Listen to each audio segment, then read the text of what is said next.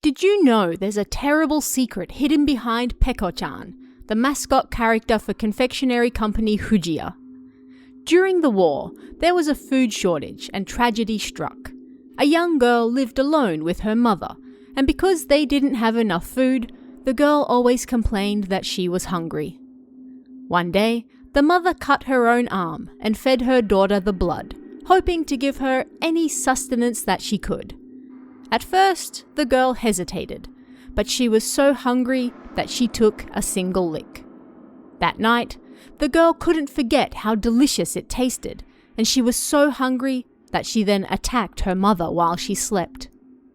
The girl passed away after that, and when the company president of Fujiya heard her story, he felt so bad that he put up a statue of the girl in their head store, so she could eat their delicious cakes whenever she wanted. Today, that girl is called Peko-chan, and her iconic look of sticking her tongue out is actually the horrifying look she had on her face when she tasted her mother's blood. The catchphrase, "Milky has mama's taste," refers to the fact that Peko-chan does actually know what that tastes like.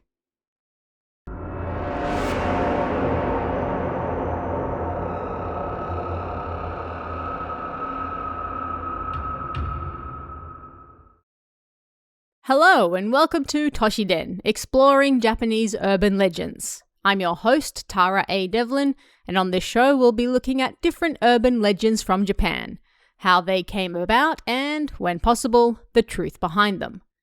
If you want even more urban legends, make sure you pick up Toshiden Volume 4 for even more terrifying tales that you can find only in the books. And if you'd like early access to both this show and Kawabana, or you'd just like to support us, you can find our Patreon at patreon.com/TaraADevlin. Thanks, guys. Fujiya was first founded in 1910 and now runs a nationwide chain of confectionery stores and restaurants. The store's mascot is the famous Peko-chan, a character known and loved by all. In fact, according to a survey done by the Japan Research Center in November 2020, she was the most recognizable mascot in the entire country. She has distinctive pigtails with red bows and is never seen without her tongue sticking up as she smiles happily. The character was originally created in 1950 to go with the company's Milky candy, a milk-flavored soft candy that also came with the catchphrase, "Milky wa mama no aji." This can be roughly translated to something like, "Milky has mama's taste," or "Milky tastes like mama," which is supposed to make people think of both a mother's homemade cooking, but also the taste of her milk, that is, her care for her children. But of course, many took it differently and turned it into a dark urban legend. As the story goes, Peko-chan's famous smile, with her tongue poking out of her mouth, is actually because she was a child during the war who suffered terribly from the food shortages around the country. In the end, she ended up eating her own mother, and because of the trauma that induced, or because she enjoyed the taste so much, depending on which version you listen to, she continues sticking her tongue out. But where does the truth lie with this famous mascot who has been around for 75 years now? Is this the actual origin behind the beloved character? The history behind the Peko-chan design is, depending on how you want to look at it, sadly not as dark or interesting as the urban legend would have you believe. While Fujiya themselves have never addressed the rumors, they have come out with the story behind her design. Officially, Peko-chan is sticking her tongue out because the milky candy she is eating is just that delicious. That's it. And from a design perspective, it enhances her cuteness for young and old, making everyone stop to look at her and perhaps buy some delicious candy for themselves while they're at it. In fact, in recent times, the Fujiya website has put up an entire page dedicated to Peko-chan's history.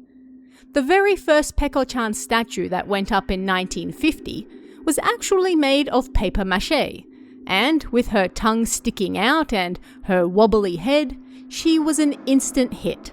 So much that people couldn't stop touching her, very quickly degrading the paper mache and making her look, well, quite different to how they intended. Fujiya claims that her original design came from their founder, Fuji Dinemon, and his son, Seiji. As they were launching the Milky line, they wanted a cute character to go with it, a design that mothers and children would adore. For one of their previous products, the France Caramels, they used a picture of a rather realistic foreign girl, but because their target audience for Milkies was a much younger audience, they decided to go with something more cartoonish instead. And so, Peko-chan was born. In the late 1950s, these paper-mache Peko-chan statues were then switched out for vinyl and plastic ones instead. She continued to gain popularity through not just her cute looks, but also her fashion. The doll's clothes would be changed seasonally, and her fashion always kept up to date with what was the style of the time.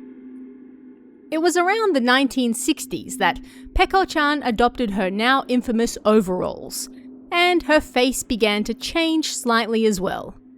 Although her distinctive tongue remained out, her eyes became slightly rounder, cuter, and blue. And according to Fujiya, this design was actually, once again, based on foreign girls, a far cry from the starving Japanese girl of the urban legend. Interestingly, it has been pointed out in recent years how much Peko-chan actually resembles Mary, the mascot for the American Bird's Eye orange juice brand. And not just a little. They are, at a glance, the same character. Mary has actually been around since the 1940s, a whole decade before Peko-chan's design. Mary has the exact same hairstyle, overalls, and even tongue poking out in the same way as Peko-chan. If you place an image of Peko-chan from the 1950s next to an old advertisement of Mary from the 1940s, Peko-chan is a near exact copy, almost like she was traced. But it doesn't end there. Peko-chan's male friend, Poko, also looks exactly like Mike, who also starred in the same orange juice ads with Mary. Mike wears a grey shirt with a blue scarf around his neck, and a wide-brimmed, dark blue/purple hat on top of blonde hair as well. Poko? Exactly the same. Their grins, eyes, and even the shape of their face are identical. As the story goes, someone in the advertising department of Fujiya back in the day just happened to see those ads in America, and then straight up copied them. The times being what they were, no one discovered they were copied. And, in fact, copying was rather common in Japan at the time. But if these designs were straight up stolen, and are still being used today, then how was Fujiya not sued? Well, the answer to that, it seems, is surprisingly magnanimous. General Foods, the owner of the Bird's Eye orange juice brand, joined forces with Ajinomoto in Japan in 1973. Technically, General Foods, the company that published those ads, no longer exists in Japan. Now, while Ajinomoto and Fujiya are separate, and thus rival, companies, with both of them being massive homegrown Japanese companies, neither appears to have the desire to mess with the other. And certainly not over a design that's now 75 years old and beloved by the entire populace. There's nothing for Ajinomoto to gain over suing Fujiya over their well-established mascot. And on the contrary, might instead bring ire their way from the general public who still adores Peko-chan. And so, it has never been an issue. Another more humorous legend was born when a customer once called Fujiya to complain. Reportedly, this mother claimed that Milky doesn't taste like mama at all. The Fujiya phone operator then replied, jokingly, "Well, maybe it's the taste of papa instead." This joke quickly spread, and a legend was born that you have a 1 in 50 million chance of getting a milky candy that tastes like papa and not mama. I'm not sure exactly what that's supposed to taste like, and I don't exactly want to find out either. Peko-chan may come with a number of urban legends that are still shared to this day, but nothing has ever harmed her popularity as the #1 mascot in Japan. Will any come to claim her throne in the future? Only time will tell. And that brings us to the end of this week's episode. You can help support us and get early access to both this show and Kawabana over on our Patreon at patreon.com/TaraADevlin. And if you still want even more urban legends, Toshiden Volume 4 is available right now, so don't miss out. Thanks guys, and I'll see you again next time for even more Toshiden, exploring Japanese urban legends.